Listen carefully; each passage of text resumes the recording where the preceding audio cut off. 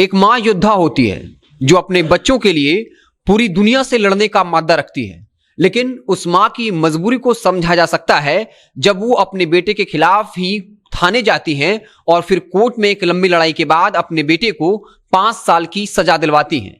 ये पूरी कहानी आरा की है। बता दें कि 10 जून को रामावती देवी अपने बेटे के खिलाफ थाने में शिकायत दर्ज करती हैं और ये आरोप लगाती हैं कि उनका बेटा जो है शराब की लत का शिकार है, शराब पीकर आता है, मुझे पीटता है, मेरे पति यानी वो अपने पिता को पीटता है, कई बार जो है कमरे में बंद कर देता है।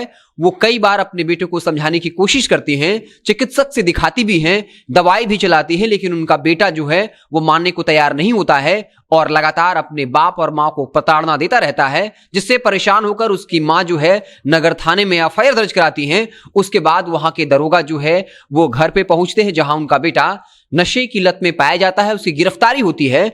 जून की बात है। तमाम इन महीनों में उसकी मां कोर्ट जाकर एक लंबी लड़ाई लड़ती है और उसके बाद उसे अब यानी उनके बेटे को 5 साल का सश्रम सजा, इसके अलावा जो है 1 लाख का जुर्माना लगाया गया है। आपको बता दें कि उनकी मां ने जब उस पर केस दर्ज किया था तब उस लड़के के बचाव के लिए परिवार से कोई नहीं आया, यहां तक कि गांव पास पड़ोस या उसका कोई दोस्त ही नहीं आया। इसका मतलब साफ है कि उस लड़के के व्यवहार से हर कोई नाराज था, जिस तरीके से वो अपने बाप और मां को प्रताड़ना दे रहा था। हमारी बच्ची पटना में अकेली रहती है और जॉब भी करती थी, परंतु अभी जॉब छूट गया है और इस बीच उसकी तबीयत जो है बहुत ज़्यादा खराब हो गई।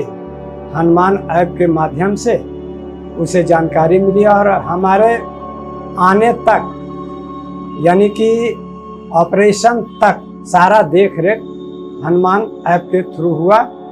धन्यवाद हनुमान। बता दें कि इस पूरे मसले को लेकर जो आयु थी यानी इन्वेस्टिगेटिंग ऑफिसर अनुसंधानकर्ता नीता कुमारी, उन्होंने तमाम साक्ष्य उपलब्ध करवाए जिसको प्रमाण के आधार पे कोर्ट में उन्हें सजा मिली है। तो एक सीख यहां से ये भी मिलती है कि अगर पुलिस प्रशासन जो है सतर्क रहे, सावधान रहे, तो जो शराब पीने वाले हैं या शराब बेचने वाले हैं उनका अगर अनुसंधान सही तरीके से किया जाए, साक्ष्य अगर सही तरीके से प्रस्तुत किया जाए, तब उन्हें लंबे वक्त तक के लिए सजा हो सकती है। आपको बता दें कि कई बार अमूमन देखा जाता है कि जो शराब माफिया होते हैं वो साक्ष्य के अभाव में छूट जाते हैं और वो अगर छूटते हैं तो उसके पीछे अनुसंधानकर्ता यानी आईओ जिम्मेवार होते हैं, क्योंकि वो साक्ष्य प्रमाण उस तरीके से कोर्ट के सामने नहीं रखते। इसमें कोर्ट की कोई गलती नहीं होती कि कोई जमानत पे छूट जाता है, किसी को 5 साल की सजा होती है, किसी को 10 साल की सजा और कोई कुछ महीने में छूट जाता है। उसके पीछे जो प्रमाण तैयार किया जाता है वो थाना प्रशासन के द्वारा किया जाता है।